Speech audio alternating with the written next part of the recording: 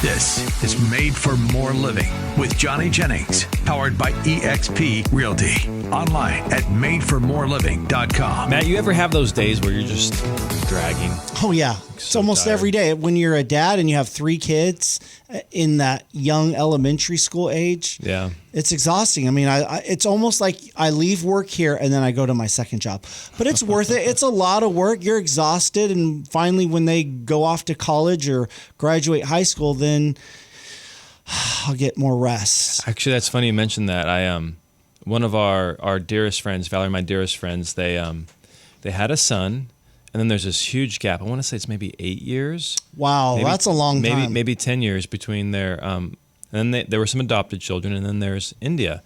And anyways, she's graduating high school, and so now, like they've been grandparents a number of times over. Like but because India was born so late in their lives that they're finally becoming empty nesters. But it's kind of like an end of an era.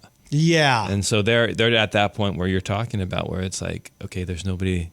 It's been your life for so long. Yeah. And now you have to almost redefine who you are and what your life is because you've been defined as, oh, I'm a mom, I'm a dad. And now, you still are that, but not in the same way. You're not neck deep into that life. Now you've almost got to redefine who you are. Because I know that's happened for you, right? When you have kids, who you are is been redefined. My gosh, it totally changed for Valerie and I. So we were married almost 10 years. No, over 10 years. No, right about 10 years before we had Jack, the oldest. Yeah. And talk about a paradigm shift. I guess Valerie and I doing everything. Valerie and I working. Valerie and I, going to cigar lounges and hanging out. Like good old days. The good old days. Seeing all 50 states. And then all of a sudden Jack's born. And I was like, what the heck did we do? Yeah. I put him in an Amazon Prime box. And I was like, Val, can we return this? Right. And she's like, no. She just rolled her eyes. But man, last night I am sleepy today because I don't know. Did your kids go through this where Jack has since day 0 slept in his own bed? He slept in a crib. How old is he? He's about 3.5. He's 3.5, and he sleeps where? In your bed? No. He's from day 0. He slept in his own bed in a separate room. Okay. And I would say in the last week or two. That's a big win. But in the last week or two, he's gotten really clingy. And so I'll go to say goodnight, put him down. He's like, don't leave, don't leave, don't leave. And I just got tired of fighting with him. And then because he starts getting whiny and loud, we run the risk of him waking up his little brother. And we don't want that to happen. And so last night, I just like, it was fine. I'm just gonna lay here. And I laid there till 4 o'clock in the morning. That's happened to me before. Till I woke up and I'm like, and my buddies, we all wear that Whoop, that health thing. Oh, right. So you can see how much sleep everybody got and, and the recovery. And I'm in like the green's good, yellow's okay, red's like, what the heck happened to you? Are you sick? Are you dying? I am solidly in the red. And the Whoop said I only slept like an hour and 45 minutes last night. So I am firmly in that, but I'm loving every minute of it. Sure, that absolutely. being said, I freaking love it. I was the dude. Valerie had to talk me into having children, but since then those kids piss me off. But they also can melt your heart. Yeah, like absolutely. Else. I think, it only lasts so long, and they always say it goes by like that. Yeah. And so there will be a time where you will think back, oh, remember when I used to lay next to him in the bed, and that's gone. And he wanted me there, and he wanted, I was his world. He wanted me to keep him safe. And then, I think around 8, I've heard a lot of that childhood dies. Yeah.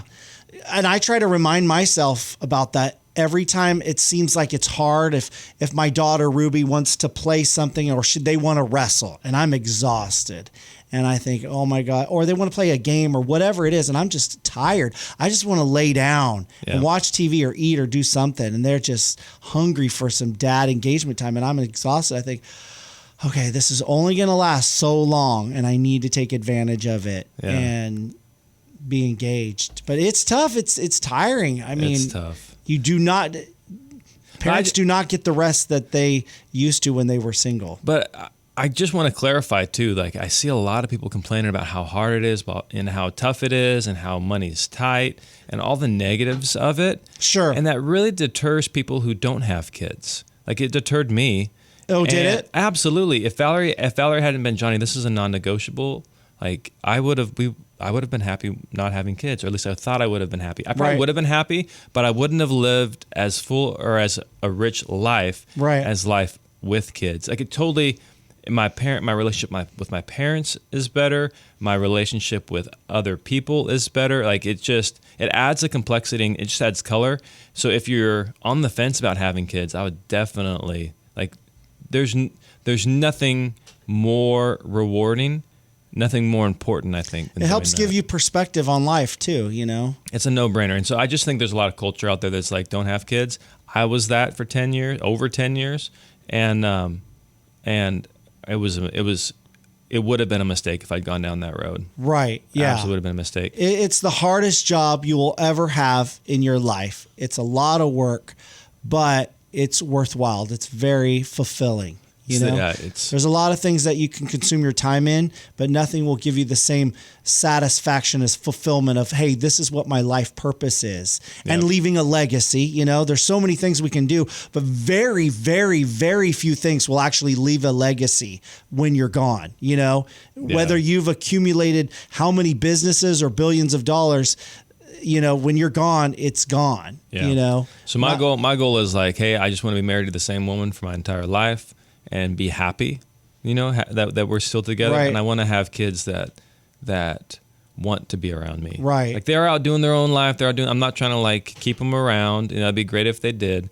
But at the end of the day, I just want somebody, I want those boys to be like, hey, Pop, what's going on? Right. Yeah. And I think, you know, my wife talks about this all the time. Hey, you're going to take care of me when you're old, when I'm older, right? Because that's a big deal too. You want to have someone who's going to care for you when you're in that stage of life where you need to be taken care of. You know, even if you've accumulated a lot of money and you can have caretakers and whatever, you still need someone. A family member. It's so lonely if you don't have the family. Yeah. It's so lonely for those people. And some of them had family and the kids just don't talk to them. Right. And maybe that was something the kids did. Maybe that's something the parents did. Maybe there's both parties at blame.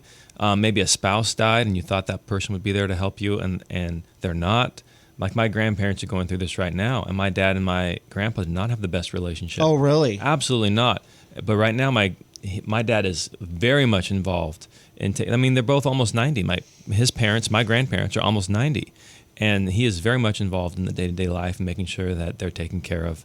Like their borderline should be in a home type of a thing. Right. Like they're still self-sufficient. People are coming in and helping them. But if they didn't have that help, they would probably be in a home. Yeah. And so it's just very interesting watching the progression from we don't talk to them, we don't really see them a whole lot, to now he is like their go-to person as they transition, as they make that final transition. Yeah, that's super important. Because my mom, I'm a little bit older than you. My mom is in that stage. She's not in her 90s. She's only in her 70s, but she's going through health issues and challenges, and she'd be dead right now.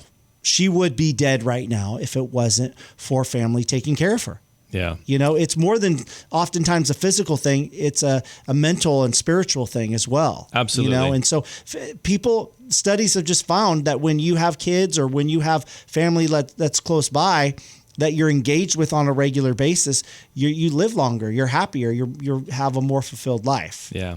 So anyways, for anybody who's listening, you know, maybe you need to hear that, but having kids is definitely worth it. Yeah, and you know, if you can't have any of your own, Johnny will gladly give you one or both of his. There you go. You can have. People say that all the time. Take them for a test drive for the weekend. Right, exactly. Yeah. Every once in a while, hey, if you but don't even have kids, adopt. Like, there's so many kids out there that need. Like, I mean, I'm not like. My wife had two brothers who are foster through the foster system. They adopted them. Valerie's dad was adopted. My it's unknown exactly how many of my relatives were adopted. But there's thought that maybe my grandpa, maybe some other people were adopted. Oh, wow. You know, there's just such a huge need out there. And again, I'm not going to tell you to don't adopt internationally, don't adopt domestic, like, you know, like, but there's ways around it. There's kids that need help and that So Valerie and I will probably end up adopting. Oh, as well. really? Yeah. Seriously? Yeah. Oh, wow. But they have so many rules. So that's the hard thing about adopting is there's just so many rules. So the youngest kid cannot be under a year old. So Valerie and I thought we'd have a bio kid adopt, and integrate the adopted kids into the family. But it can take upwards of 2 years sometimes to have a kid or be placed with a child. And so with that youngest having to be at least a year old, we said, hey, you know what, let's just have the bios and then adopt, because then we don't have to worry about her biological clock, because then, that's going on. And then you may be able to have kids, but then it's a high risk pregnancy, complications, the likelihood of complications increase. But what does this all have to do with real estate? Absolutely nothing. No, of course it does, because it's all about that home is where you make those memories, and it's where you have your kids. And so, like we've talked about many times, the process can be very, black and white and for me, cold. It's black and white. Yeah. Right. But for a lot of people, and you see this, it's selling their home or purchasing home is very personal. I would say it's more emotional than logical. Yeah. More so than a car or even a job, per se. That's why people like the letters, right? Yeah. So where were we? Because, like, for instance, when I was purchasing my house, it was before I was married, and I was totally looking at that through that perspective. Like, okay, how is this home going to function when I have kids and when I'm going to have get-togethers and how I'm going to be married? And people look at it that way. They look at it very personally. Definitely. Like, so I just remembered it was a house in Roseville, and we had this house listed, and offers were coming in, getting a lot of offers on this house. It was a regular run-of-the-mill house. It wasn't anything crazy, but very affordable price point. And the sellers were really curious, because some people submitted these letters with their offers. Yeah. The sellers were leaning towards accepting less money, but selling the house to a family like theirs. Isn't that amazing? They're like, we created all these great memories. We want another family to come in and create all these memories, and for the house to still be a sense of a safe place, joy. And anyways, but when you're making that transition, when you're selling the house, a lot of times people are like, well, why would I even fix it up? Like, should I even do anything, or should I just sell it as is? I get that question all the time. And what we generally recommend is there are some key things that you should do when prepping your home for the market. But anything beyond those key things, it really starts becoming a personal preference. And go ahead. Are these people, are they asking you, or are you recommending, hey, maybe you should do some of these repairs because it will help the selling price of your home? It's the number one thing, aside from value, that people want answers to when I meet them in the living room. I would say value is just a given. People are always curious what they think their home's going to be worth. But then they ask you, hey, what kind of repairs should we do? What should I do? How should I get the home ready? I want to get the top dollar out, but I only have so much of a budget, or don't even have a budget. What can I do? And when we come back from the break, we're going to go over that. Have you realized, like many people in our area, how much equity you have built up in your home over these past many years, maybe even decades?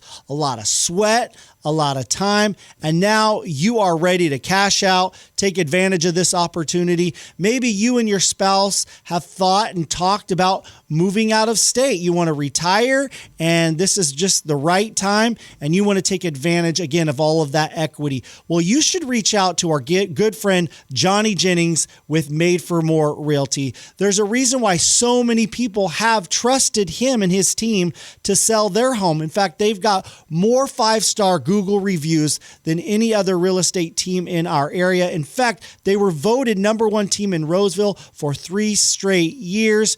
And so if you're thinking about selling your home, maybe you don't even want to go through all the hassles of open houses and showings and organizing and doing some needed repairs. You just want to sell your home fast and for the most money possible. He can get you at least 3 cash offers on your home in as-is condition. Again, 3 cash offers on your home in as-is condition. What do? You just Google Johnny Jennings with Made for More Realty. Again, Google Johnny Jennings with Made for More Realty and get more for your home.